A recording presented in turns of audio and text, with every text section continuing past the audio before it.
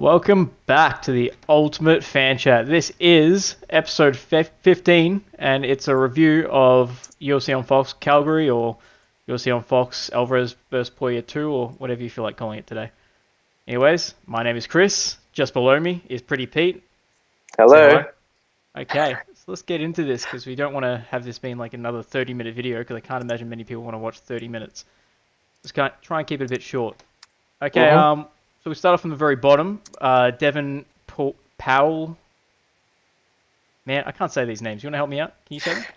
Devin Powell and Alvaro Herrera. There we go. The double body kick. What That did you was think nice. of that? That's the only one of the prelims that I saw. That was very nice. Yeah, that was sick. It was funny. The fight started off where Herrera was actually attacking Powell with a lot of body shots. But then the fight ended up finishing with Powell landing a huge body kick and then throwing another body kick and dropping him and finishing the fight. It was kind of not that often you see body shots finish fights in the UFC, but it happened twice on this card. We'll obviously move on to the next one later on, but it was pretty interesting how that works.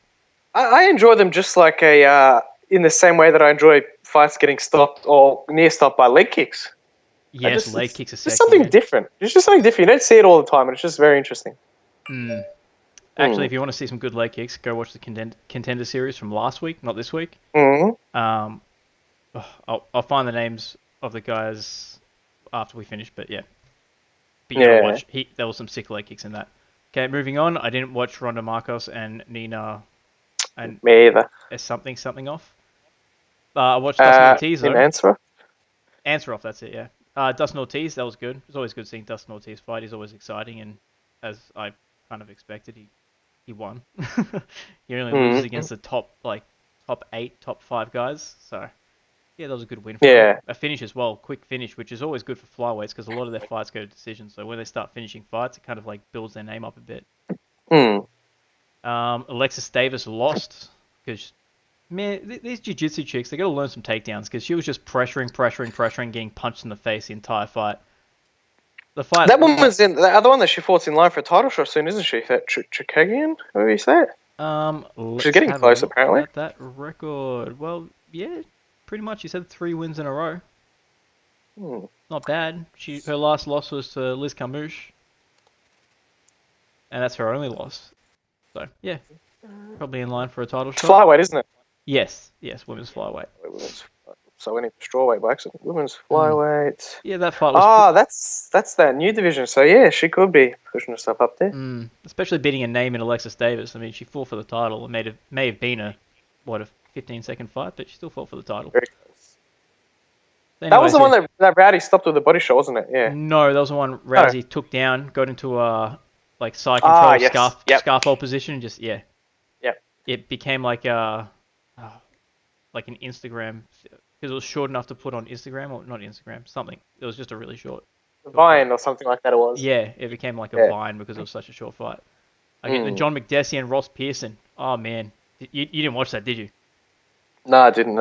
It was good. It was really good. Ross Pearson, poor guy just can't seem to get a break, but he got busted up pretty bad in this fight. Been around a long time, but he's always in a fun fight. He's never in a boring fight. He's always in great fights. If you go... I didn't want to spend too long with these things, but there was quite a few decent things that happened on this card, so we might as well spend the time going over them. But yeah, you go over his record. He actually won his fight previous to that against Mizuto Hirota, which is pretty cool. But he lost to Dan Hooker, lost to Stevie Ray, George Masvidal, Will Brooks. So he's lost to names. He loses to names, yeah. Yeah, he beat Chad Laprise, so that's something. He lost to Francisco Ronaldo. That's nothing to sniff at. He's a good fighter. No, so he's not like he's fighting. He's not like he's fighting, No, and he beat bums, Paul Felder. Like I hold Paul Felder very to a high degree, so that's pretty cool. Yeah, this fight was a really fun fight. John McDessie showed some serious improvements. He wasn't just going for flashy spinning back fists and wheel kicks and stuff like that. Apparently. Yeah, that's right. Should look that up. Who was it? Is it Rufus Sport? Yes. He changed from TriStar to Rufus Sport, and yeah, it must be doing something for him because he looked really good in that fight. And yeah, fight of the night. And as I said in the preview, it was... You picked it. Exactly. So that's good. Moving up to the first fight of the Fox prelims. Kutalaba, the Hulk.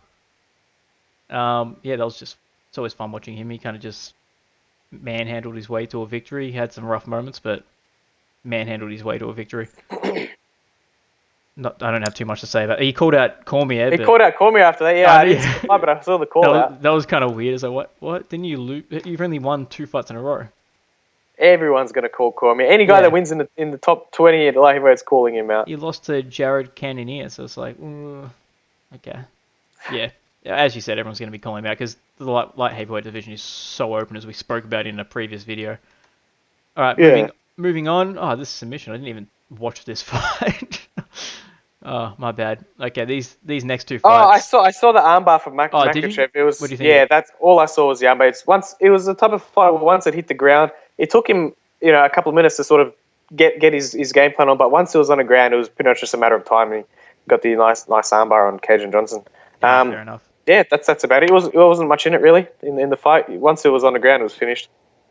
Okay, and that Islam guy he's on a bit of a win streak, 4-fight win streak. Beat Chris Wade, Nicolette, Gleason Tebow with KO. Jesus. Oh, that's because Gleason Tebow came back after like 2 years off, and now he's no longer on any supplements. So moving along. Okay. That next fight, that Austin Onetic and Hakeem. He's got a lot of hype behind him. He lost his first fight, but I know he's got a lot of hype behind him still. I haven't watched him though. What, Hakeem? Yeah. Hakeem. Sounds like a cool name, Hakeem. Okay, yeah, I haven't seen him fight, so I've got nothing to say on that. And I guess you don't have anything to say on that, or you do? No. Okay. Didn't watch the prelims, no. Jordan Mein and Alex Morono. In Jordan Mein's post-fight interview, I can't remember who he was having the interview with. I think Megan O'Leary. He was talking about his win over Woodley and how he wants to cash in that check one day, but after watching this fight, both him and Alex Moreno gassed in the halfway through the second round. They looked really gassed.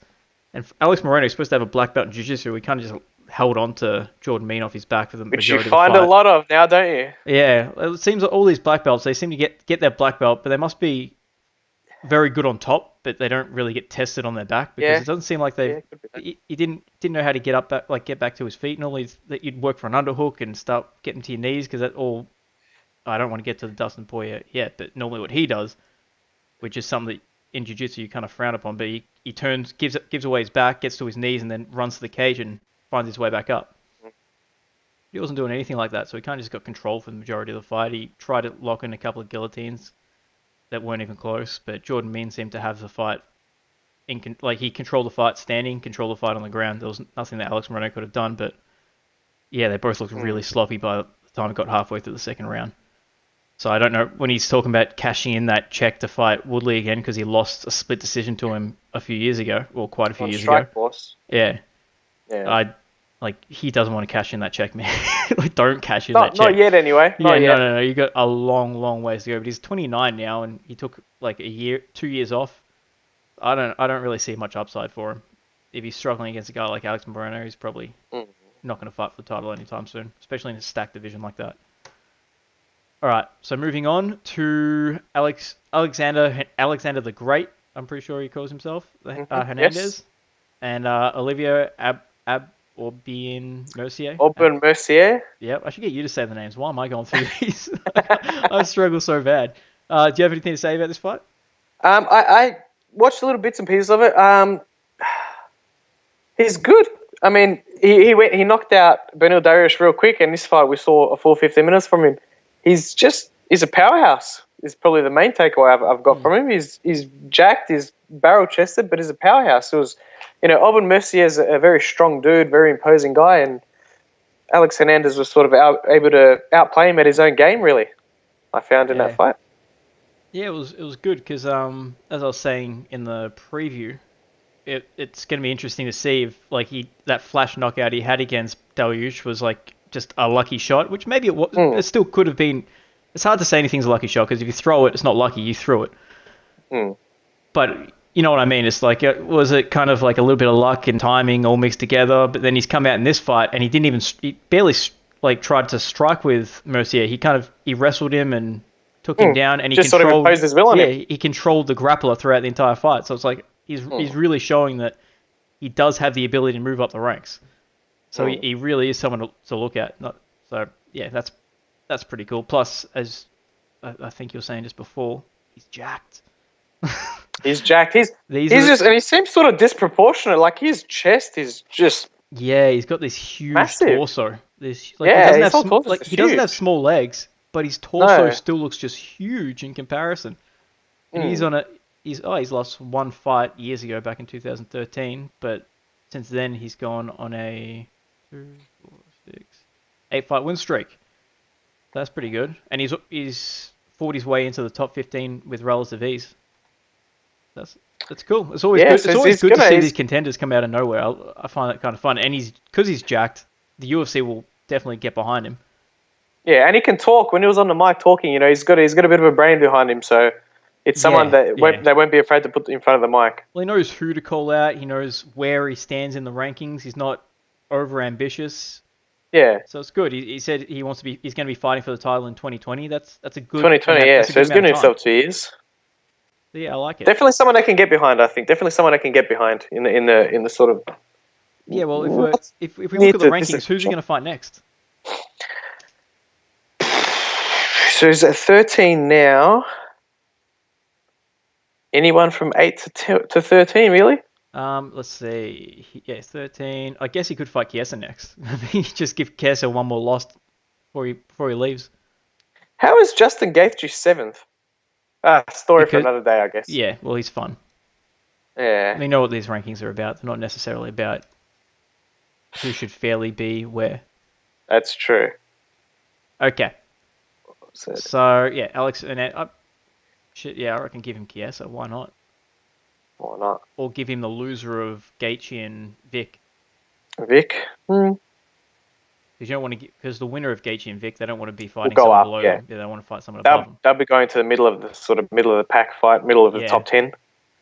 Okay, so yeah, and Mercier, I guess he's out of the top 50. Yeah, he's out now. I guess I'll probably give him someone like Trinaldo next to try and get him back in the top 15. Mm-hmm. Okay, so moving on to Joanna Jędrzejczyk and Tisha Torres. You didn't watch this fight, did you? I fell asleep as soon as this fight started. Now, whether or not that's just because I had no interest or because I was tired, I don't know. But I slept through the whole thing. That's all right. It's all good. Well, just a quick update for you. The fight went pretty much like the majority of Jędrzejczyk's title defenses. She they try and wrestle her against the cage. They realize her wrestling defense is surprisingly good. They can't take her down. She knees him in the face a bit. She elbows him in the face a bit. Somewhere in the fight, she gets clipped and a little bit wobbled because she tries to brawl, and she's not a brawler. She's good at fighting from distance. But eventually, she gets back into a groove of striking from a distance, and then her opponent tries to grapple her against the cage again and realizes very quickly, okay, this isn't going to work for me either. So that's how the fight went, and it went 30-27, which I thought Torres maybe won the second round because she landed a good shot. But 30-27, I'm not for any of that. The fight definitely went to Jędrzejczyk. So yeah, that's how that went. Nothing more to say on that. Where they go next, Jędrzejczyk's definitely not getting a title shot. No, not while. And I wouldn't like her to get a title shot while Rose is a champion. We don't need to see a third fight right now. Unless she works. If she does, she's really going to work her way back up and beat this living snot out of every other contender. She has to be stopping emphatically people like Tisha Torres. Yes. She needs to stop them. But she's the type of chick that she needs 5 rounds to stop people. As in, she needs to finish them in the 4th or 5th when she really because she's a pressure fighter. So she's not like a one. She's not one for those early stoppages. No, it's not going to happen for her. Yeah, so the fight just went the way all the championship fights went, which is always fun to watch because she shows some serious technique. Like the way she stops the takedown, she's always working for underhooks. As she's working for an underhook to stop the takedown, she's also elbowing them in the face. So they've always got more to think about than okay, I got to block this underhook. Oh shit, I'm getting elbowed in the face. Oh no, I'm in a Muay Thai clinch. I'm about to get kneed in the face too. So yeah, her clinch work is so good. So yeah, okay. Let's move on from that to your favorite fight. The people's main event. Yes. I have I'll let you not. go ahead. You can introduce the fight. You can just go nuts on it. Go on. So Aldo and Stevens, I have not been this excited, and I don't think I've got this fired up for a fight since GSP choked Michael Bisping out. I went absolutely nuts. Pretty much the fight went sort of pretty much how I thought. I didn't think Aldo, Aldo came out to the center to fight, but he was on the back foot, not necessarily pressured too badly on the back foot, but he did spend those first couple of minutes, leg kick, throw a few punches out. But Jeremy Stevens definitely had the octagon control, so to speak. Just quickly, just want to say something. Jose Aldo, yes, he's lost the last couple of fights, and we all feel like he's slipping. I didn't think he was at the level yet of when you watch Shogun fight or when you used to watch Chuck fight near the end. But a part of me did start freaking out when Jeremy Stevens clipped him and Aldo backed up against a cage and he was covering up.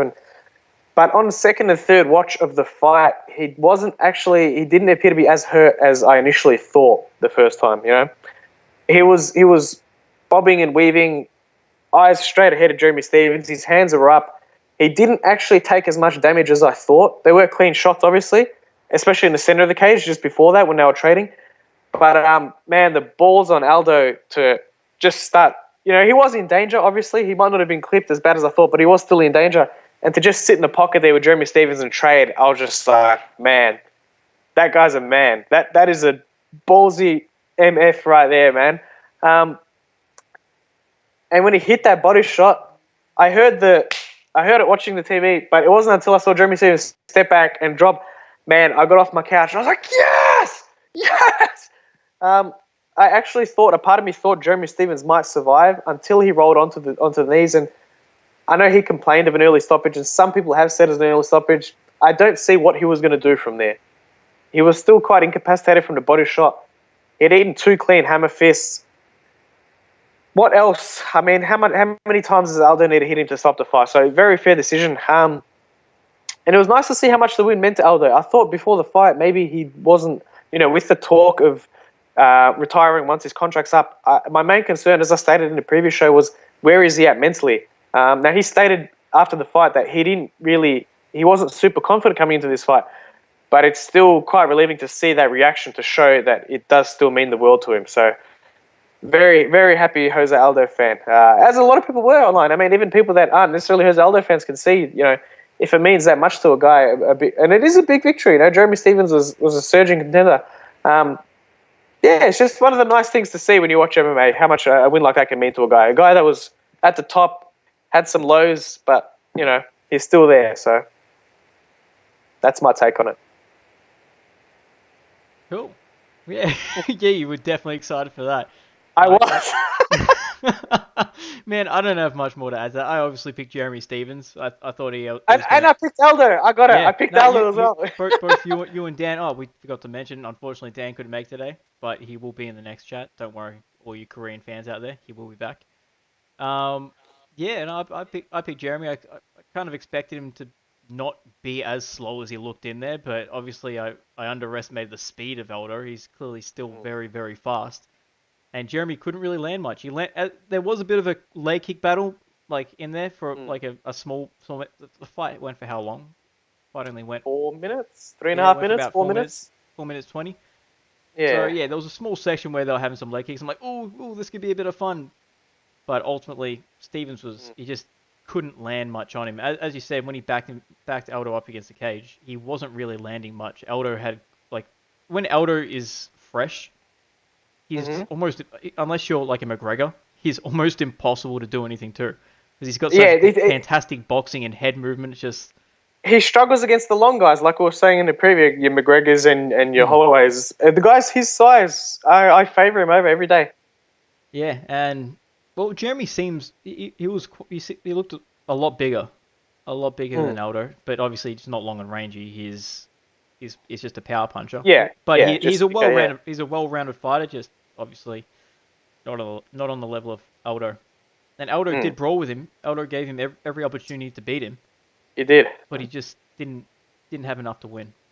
But props to Jeremy. I don't think this puts Jeremy back too far. I think Jeremy will still be able to come back. He's still up there, but he's knocked down a notch or two from title contention. Yeah, but I think Aldo's further away from a title shot than Jeremy because Aldo's lost to Max twice, Yeah, whereas as long as Holloway's champ. Yeah, Jeremy's lost to him once, but that he can still get a title shot if he gets Yeah. maybe 2 more wins behind him. Good Because there's a wins. selling point still. There's still a selling point. When they fought was a while ago. So, Yeah, exactly. but it's interesting. Who knows what's going to happen with Holloway? So Jose Aldo could quite possibly be in the title shot next. But Yeah. I hope not. I hope he has one more fight beforehand. But yeah, I mean, and I want Max Holloway to come back, obviously. So yeah, we'll see how that goes. Depending on how Cub goes this weekend, I wouldn't mind seeing Aldo and Cub go against each other one more time. Yep. Cub Johnson's always fun to watch. I don't think their last fight really showed 8 seconds. No, yeah, you couldn't. It didn't show much. So that'd be good. Or even give Aldo or Josh Emmett. Josh Emmett it'd be a good fight for Josh Emmett to be like, okay, if I can beat him. Emmett, no. Well, otherwise we're going too far down the list unless you want to give him Chad Mendes again or Mirsad Bektic. I would go. See, I'm sort of torn on Aldo. Like, he's up there. Do you give him?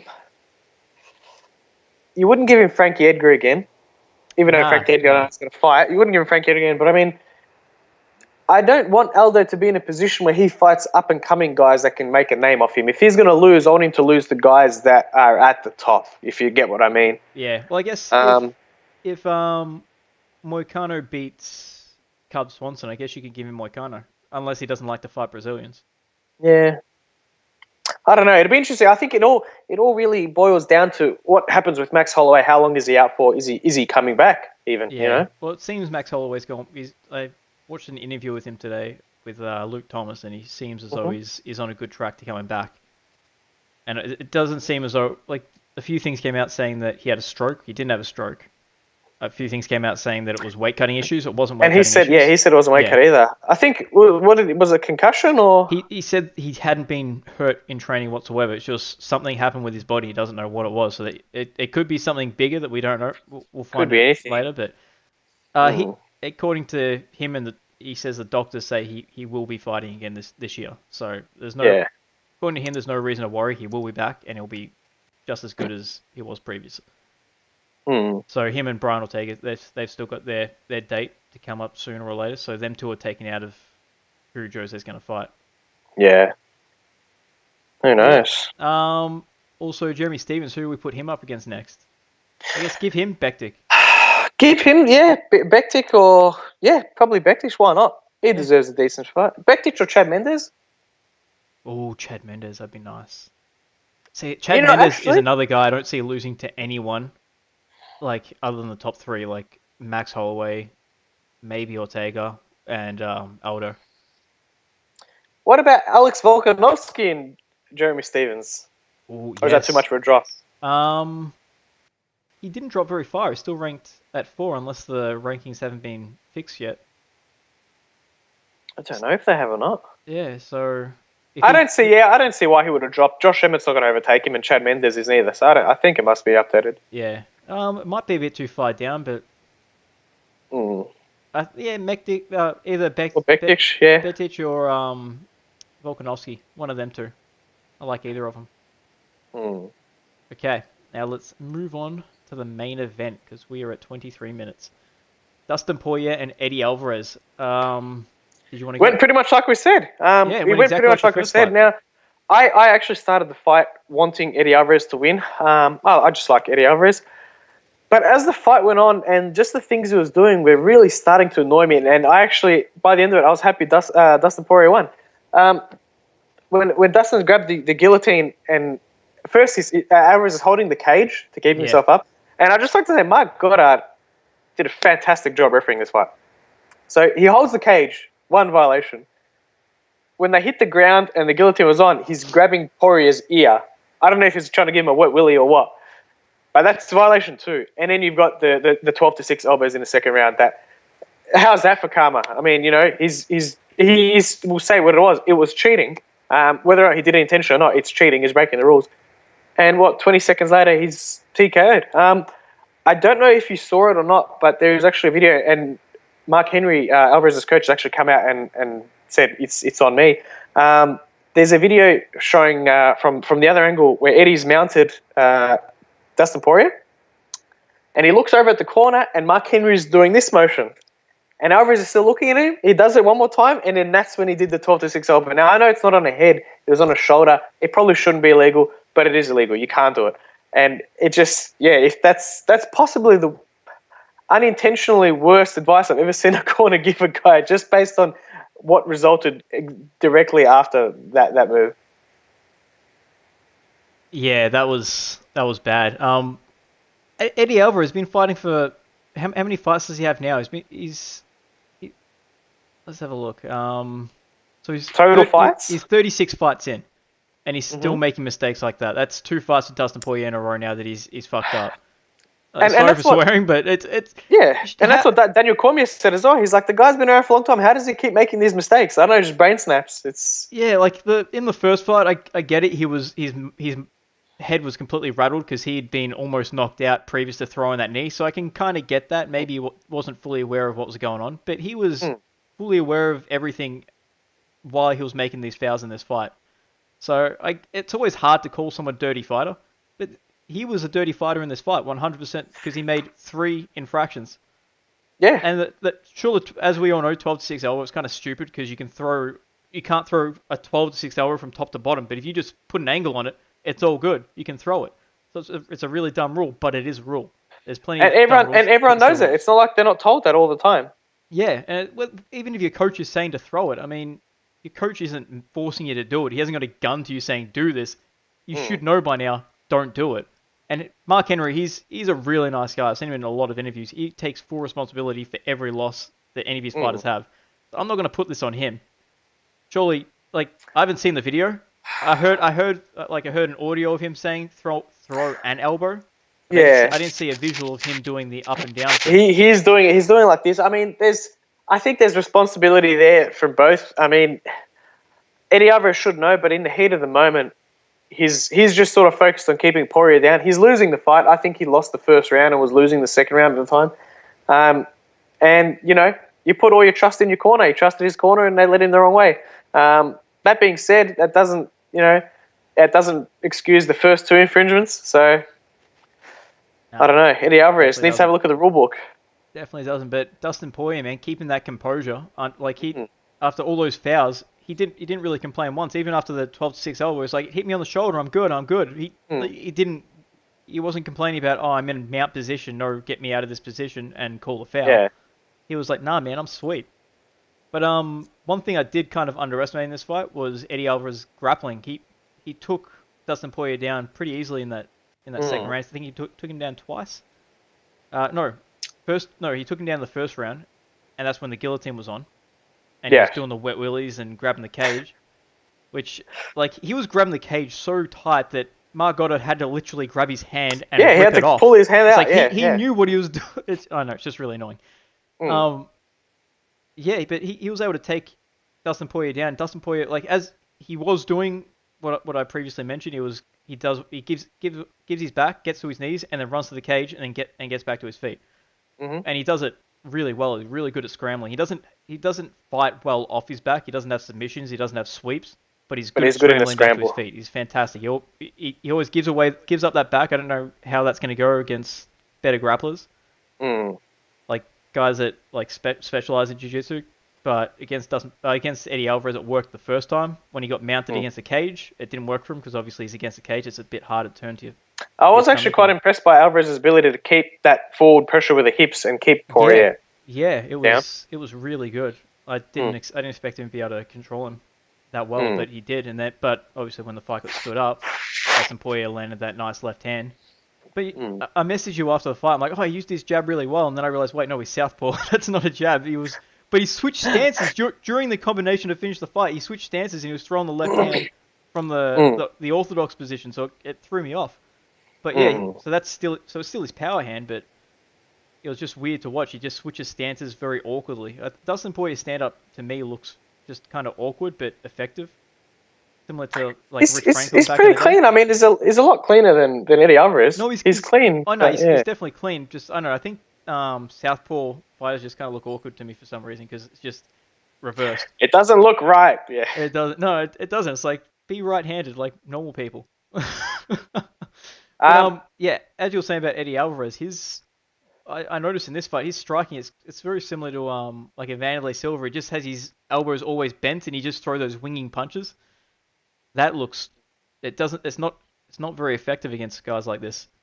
It's not. It works on the guys that aren't at that level or the guys that he can swarm. You know, Yeah, when he can swarm guys, it works. But he couldn't swarm Dustin that's Poirier. partially why when he fought RDA, I expected him to get KO'd, but I feel like, yeah, I don't know what happened in that fight. He just swarmed. He swarmed RDA. Yeah, he swarmed him. He just succumbed to the pressure. Yeah, and RDA obviously wasn't handling that weight cut very well at that point. Mm. So yeah, oh, I can hear my voice in the background. That's weird. Not anymore. Okay, cool. Yeah, so Eddie Alvarez losing. Now that's how many fights he's lost? I think that's 3 of his last 4 that he's Three of the last. No, two of the last 4, and he's a no contest. Yeah. But something to note about Dustin Poirier at lightweight, he's now 9-1-1, Mm-hmm. which is Who did he lose to at lightweight again? Michael Johnson, your favorite Michael guy. Johnson. That's it. Yes. So I don't think he's getting the next title shot. He can't be. I wish he would. Not the next title shot, but I mean, if like he should sit out for like a good year because he's fought since November last year. He's fought 3 times. Yeah, I would like to see him fight Tony Ferguson if possible on the undercard of McGregor and Khabib. Yeah, everyone keeps on mentioning Tony Ferguson. I don't like that fight. I want Tony Ferguson to have a recovery fight first. Yeah, but I don't know if Tony Ferguson would, because they're looking October, November-ish, and I don't know if Tony Ferguson will be ready by then. If he's not ready to fight on that exact same card, Tony Ferguson, then I'd like to see Poirier just sit out and wait. Yeah, well, the only other option would be Kevin Lee, but I don't want to see 2 contenders kicking each other off. These are 2 young. It would be a good fight. It would be a great fight, and I kind of pick Poirier in that fight. I feel like he's got a better ability to get back to his feet than previous guys that Lee's fought. Someone like Chiesa likes to work off his back, so he doesn't try to get to his feet. And then someone like Barboza he doesn't have that ability to get up. I would still rather Poirier, if he doesn't fight Ferguson, to just sit it out, because Kevin Lee is 1-on-1 in the last 2. I feel like Poirier's done enough now. If it's not Ferguson, then it's him. Yeah, I think he should just wait, see what happens between McGregor and Kebab. And once he's seen what's happened there, if they're going to fight, cool. See when they're going to fight, and maybe sit out for a year. If sitting out for a year if that's what gets him the title shot, do that. Because I feel like he really deserves that title shot now. He's beat Eddie Alvarez, Justin Gaethje, Anthony Pettis, and the way he's beat them has just been fantastic. He showed serious growth fighting Justin Gaethje because that was a perfect matchup for him to get knocked out. But he fought it. He showed like so much patience in that. He's just been showing a lot of evolution throughout all these fights. Definitely a level of maturity that he didn't have earlier on. Yeah. Well, you saw against Eddie Alvarez, he rushed in, but he still rushed in for that finish, but still with like a sense of patience to it. Yeah, just we were pretty decent with our picks for this event. Yeah, well, I got one wrong unfortunately, because I didn't pick Jose. Aha. But yeah, no, this fight went exactly how we all figured it would go. Except for the fact that Eddie Alvarez did have decent enough grappling that we weren't expecting. Yes. And he probably could have done a bit more with that position had he not thrown that 12-6 Rolled it. Yep. Yeah. Yeah, so there we go. So what happens with Eddie Alvarez next? Who does he fight? Actually, you could give him Kevin Lee. You could give him Kevin Lee. I was just about to say that as well, looking at the rankings. Yeah, Kevin Lee, or he's teammates with Barbosa, so he's not going to fight Barbosa. If I'm picking a second guy apart from Kevin Lee, Anthony... Oh, no, he's fought Anthony Pettis. There's no one else, really, is there? A La Quinta. Hi, Quinta, but who knows when that guy's going to fight again. Hopefully soon. You know what? I love his build-up. If James Vick beats Justin Gaethje, why not James Vick? James Vick or Kevin Lee? True. Done. That's the picks for them. Done and dusted. Okay. Well, there we go. That's our UFC Calgary preview. I think we did pretty well. We didn't keep it as short as we wanted to. It's gone to 34 minutes, so we apologize, everyone. Did you want to say anything to any of the 5 people that watch this? Anyone that's watching it again, guys, please give us a like or a share on Facebook and a subscribe on YouTube. we're open to any suggestions as well. So if you guys just want to drop us a line and let us know what you'd like to see, anything you want us to change up, please just let us know. We're happy to oblige.